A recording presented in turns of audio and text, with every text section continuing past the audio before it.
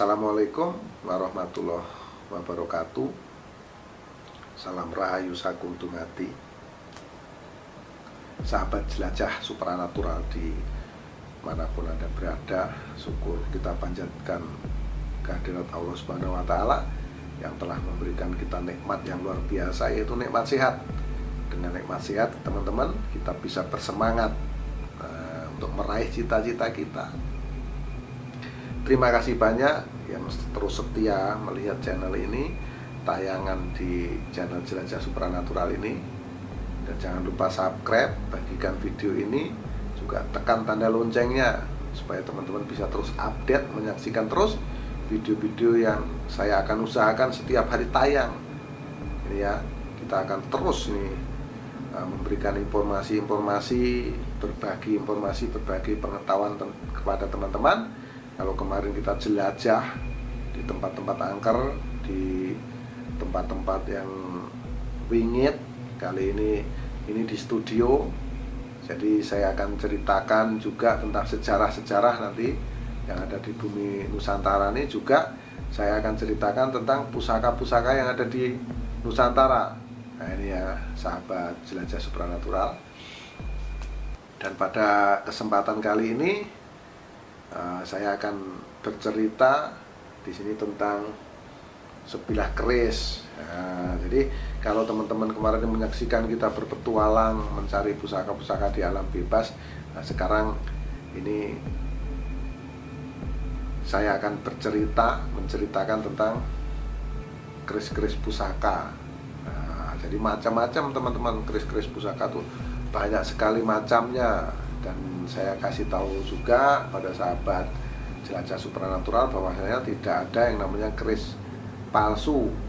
Yang ada semua keris itu asli.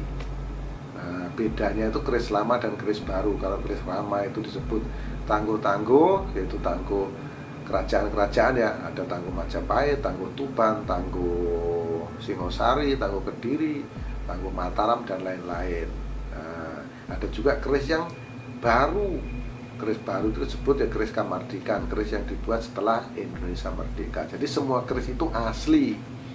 Jadi saya pernah mendengar ada yang mengatakan keris itu palsu, belinya di pasar. Ya, kita membeli keris atau mahar keris itu dimanapun nggak masalah teman-teman. Bahkan kita nemu di tong sampah atau di tempat sampah pun nggak masalah.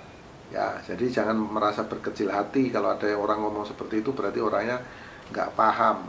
Nah, jadi nggak masalah kalau saya jalan-jalan di Solo, di Geladak sana teman-teman, di alun-alun utara itu banyak yang jual keris-keris. Nah itu macam-macam, ada keris baru, keris lama juga. Kalau kita suka kita beli saja atau kita mahar. Nah, itu nggak masalah teman-teman, jangan merasa berkecil hati kalau dikatakan keris baru itu keris palsu. Jadi nggak ada keris palsu, semua dari besi. Itu tajam teman-teman ya. Nah, semua asli ya, terserah keris baru itu nggak masalah, yang penting energi atau ioninya cocok untuk kita atau barang tersebut kita senangi. Nah, kali ini saya memegang sebilah keris. Ini warangkanya ini ladrang Jawa Timuran teman-teman. Nah, seperti ini ya, keris ladrang Jawa Timur. Nah ini sahabat, nah ini bisa perhatikan. Nah ini terbuat dari kayu sawo. Jadi kalau kayu sawo itu nggak pecah kalau dibuat tipis seperti ini teman-teman ya, dibuat ladrang gini ya. Nah kalau kayu yang lain tuh bisa rusak, tapi ini bisa sampai setipis ini dia bisa. Nah kalau kita sudah melihat warangkanya, saya akan tunjukkan isi dalamnya apa ini. Nah bagaimana cara meloloskan keris. Jadi kita seperti ini, jempolnya teman-teman kita tekan ke atas. Nah, lalu kita tarik. Yang ditarik adalah warangkanya ya. Warangkanya ini menunjukkan kedamaian begini. Nah ini teman-teman ya. Nah ini besinya sangat kering. Ini keris lama teman-teman. Ini keris lama sekali. Nah ini saya sangat senang saya dapat keris ini. Ini keris lama ini. Bilahnya ini tilam sari ya teman-teman. Ini ada karat di bawah, ini nggak bisa saya bersihkan. Ini nggak tahu apa di sini sama di sini. Ini bilahnya ini berkarat nih, mungkin darah atau apa teman-teman ya. Jadi di sini ada bilah. Ini perusutannya seperti itu teman-teman, kerisnya lurus tilam sari. Dan ini keris ini sangat spesial ya. Kenapa ini spesial? Di sini ini bolak-balik, ini tembus bolak-balik. Di bawahnya ini ada pamor tiban teman-teman. Ada pamor tiban di sini. Ada lurus itu huruf alif teman-teman, huruf Arab alif ya sini. Ini ada alifnya di sini. Ini pamor tiban. Ini pamor yang sesungguhnya ini pamor waswutah teman-teman, atau beras wutah. Nah, pamor beras wutah atau waswutah itu sebagai simbol kemakmuran. Nah, kemakmuran, berasnya berlebihan. Jadi makan kita itu berkecukupan. Itu filosofinya ya teman-teman ya. Ini filosofi. Jadi barang siapa yang menyimpan pusaka ini insya Allah ini filosofinya ya, sekali lagi itu tidak kekurangan makan. Nah, itu. Nah, terus ini pamor yang spesialnya ini pamor tibannya, sekali lagi ini alif, menunjukkan alif itu teman-teman ya. Jadi bentuknya ini lurus, namanya tilam sari seperti ini ya, lurus begini saja. Nah, ini sahabat Ki Truno, sahabat jelajah supranatural. Nah, ini ya, nah, seperti ini bentuknya. Nah, kita sarungkan. Jadi ya ini simple. Jadi fungsi dan kegunaannya itu tadi untuk daya-daya kemakmuran. Nah, itu ya. Kalau tilam sari ya jelas namanya tilam itu kan tempat tidur. Nah, itu kesenangan gitu ya, kita senantiasa mendapatkan suatu kesenangan. Nah, itu ya, kebahagiaan, berkecukupan, murah sandang, murah pangan. Itu keris Kiai Tilam Sari. Jadi banyak sekali ini diminati orang teman-teman, banyak sekali dicari orang, apalagi yang punya pamor-pamor khusus. Ini saya bersyukur ada pamor tiban. Nah, kalau kita sudah mengetahui bilah, pamor, warangka, cara merawat. Ini banyak sekali saya ditanya oleh teman-teman, bagaimana ini cara merawatnya? Cara merawat keris ini bagaimana? Itu tinggal dikasih minyak. Dikasih minyak itu tujuannya bukan untuk apa-apa teman-teman, supaya ini kerisnya tidak berkarat. Nah, tidak berkarat kayak punya saya ini tadi, ini berkarat nih teman-teman. Berkarat itu entah darah entah apa, saya kurang paham berkaratnya karena apa ya. Nah, itu berkarat, jadi saya kasih minyak pun tidak bisa hilang. Makanya minyaknya apa? Minyaknya bebas saja, bisa minyak goreng. Nah, minyak untuk goreng itu juga oli bisa, yang penting supaya ini tidak terjadi karat. Atau minyak wangi. Kalau saya pakai minyak wangi teman-teman, supaya kalau saya pegang-pegang tangan saya wangi. Nanti dikasih minyak goreng, dikasih didatangin serangga atau semut ya. Gitu. Kalau dikasih oli nanti baunya kayak kendaraan. Itu teman-teman. Jadi saya kasih minyak wangi karena ini sering kita pegang, jadi dirawat dengan baik. Kalau karatnya parah ya harus dibersihkan pakai lain-lain lah, nanti saya jelaskan kalau karatnya parah. Nah, di sesi lain nanti saya kasih penjelasan. Nah, itu kalau kita sudah melihat dapur, melihat fungsinya atau filosofi, terus merawat, sekarang saya akan tunjukkan kepada teman-teman bagaimana cara melihat kodam.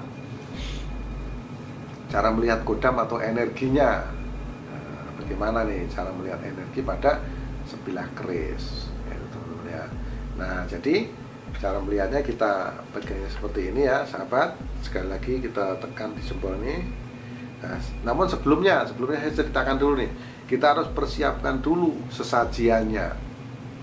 Sesajiannya ini apa saja? Sesajiannya ini ya, nah, di situ ada pisang 2 sisir atau gedang, pisang raja dicari ya, gedang setangkep 2 sisir, ada telur kampung, ada bunga setaman. Bunga setaman itu bunga yang jumlahnya 9. Nanti ada di situ disediakan Yang lebih komplit ya kopi manis, kopi pahit seperti itu. Terus ada kemenyan atau hiyo lidi.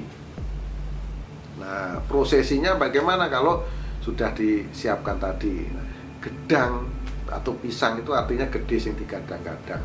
Jadi besar yang kita harapkan supaya apa? Supaya doa kita itu terkabul. Itu sebagai simbol saja teman-teman ya. Sebagai simbol, nah ini sebagai simbol yaitu kita memanjatkan kepada Tuhan Yang Maha Esa, bahwasanya kita berharap besar apa yang kita mau. Nah, kita berharap besar atas segala keinginan-keinginan kita, makanya kita kasih pisang 2 sisir. Lalu bunga setaman itu kembang, itu menunjukkan bahwasanya apa? Bahwasanya itu hati kita selalu berbunga-bunga. Nah, kalau hati kita itu selalu berbunga-bunga, maka apa yang terjadi? Maka kita akan mendapatkan kesenangan-kesenangan. Nah, itu makanya dengan kembang setaman, supaya kita senantiasa senang menghadap kepada Tuhan Yang Maha Esa untuk mengetahui isi kodam pusaka yang ada di keris saat ini, atau semua kehendak Tuhan. Nah, lalu bagaimana caranya? Setelah semua itu ada sesajiannya, lalu kita nyalakan hiunya, dupanya. Nah, kita nyalakan dupa atau kemenyan, lalu kita tekan. Nah, kita tarik teman-teman, pelan-pelan kita tarik. Nah, setelah kita tarik, kita kasih minyak wangi di 2 bilah sisi tersebut. Nah, setelah kita kasih minyak wangi, di sini kan asapnya ngepul nih. Kita taruh pegang seperti ini. Lalu kita baca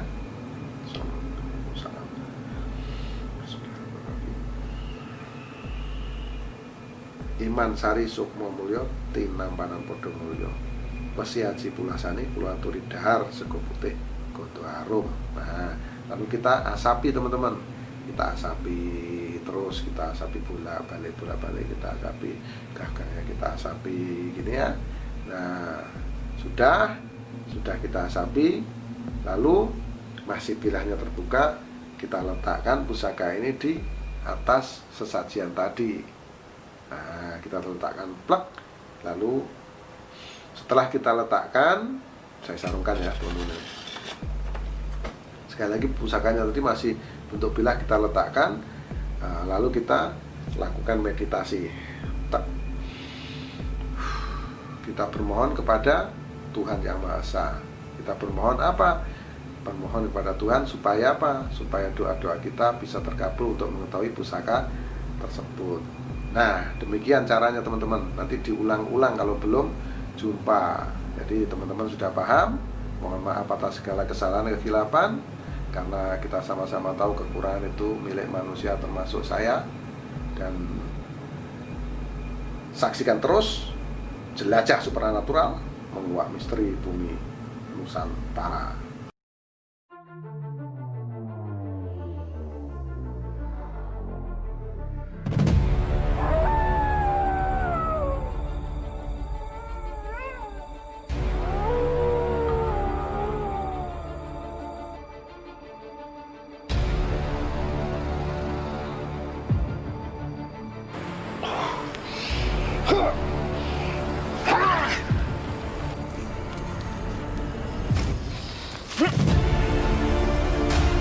Wallahu berapa pinas, malik pinas ilah pinas musyari wasfasil panas, lebih las sufi sufi pinas jin